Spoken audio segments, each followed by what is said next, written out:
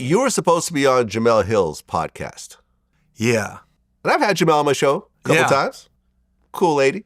Nothing bad to say about it. But I guess she canceled because you put a tweet up where you typed in N-word. Yeah. Well, and she called me too. Talk about actual, like literally N-word. Quotations, W-O-R-D. Yes. Right?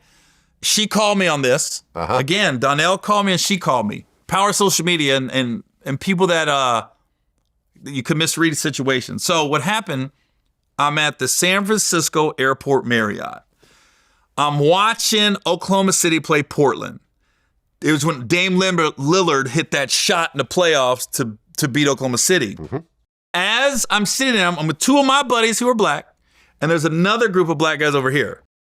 Literally, when he stood up, the one black dude stood up at the other table, he goes, "That N-word hit that shit," right? And I literally looked at my buddy, I go, and then right when he said that, they showed a picture of Portland's coach. I think it was Stotts was the coach that year. And I said, the coach wants to say the same thing, but he's not allowed. And so my guy started busting out. So when they laughed, boom, I get on my phone. I literally typed verbatim. I was like, Portland's coach wants to say that and we're hit that shit, but he's not allowed, right? So something to that extent, I explained it, right? So what do you call it? That tweet went out, and I was supposed to be on Jemele Hill's podcast shortly after, and it got back to me that Jemele just canceled on me. But when she finally called me, because I thought we've always been cool. Like, she's the one that really advocated for me to get on her shows on ESPN when she had those shows. And so I'd been on shows numerous times, so I was like, dang, I thought we were cooler than that. But then she called me and had to explain. She goes, Gary, I don't want you to think I'm vindictive. I don't like you. It was never that. I never unfollowed you on social media. She goes, it was just that, I guess when she was reading the comments and saw people coming at me a little bit, she goes, I didn't want that to be the focus of our interview, and I wanted that to die down, and I've just never called you to come back on. So that's a classic case of, I got in my feelings because I thought she was like, I was like, damn, that's what cut the relationship off with us? But then she got a hold of me and then we talked and I go, oh, that makes sense. And she goes, so I'm going to get you on eventually. And everything was cool. But that is the reason why I didn't go on. Were you ever on eventually? This just happened like a month ago. Oh, okay. This all just happened like a month ago. Got it. But it was a good conversation. So that's just, everybody was right and everybody was wrong in that one. Yeah. I probably wouldn't have tweeted that, me personally. If you could go back, you're finding everything. If you could look at the tweet, I'm not giving you the verbatim. Yeah. And like I said, I'm not 100% right in everything I do. Yeah. But I'm not going to type the actual word. You know what I mean?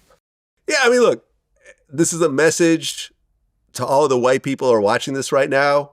I don't care how many black friends you have that are okay with you saying the N-word around them. Just don't do it. But I didn't say it. No, I understand that. But I'm just saying in general. No. Because it's a very slippery slope because you see white dudes out there that use the N-word and, you know, people are okay with it. Like, you know, like Fat Joe uses the N-word and some people are okay with it, some people are not. Mm-hmm. You know what I mean? Like, Kendrick Lamar doesn't want Drake to use the N-word. Like, it's a very slippery slope.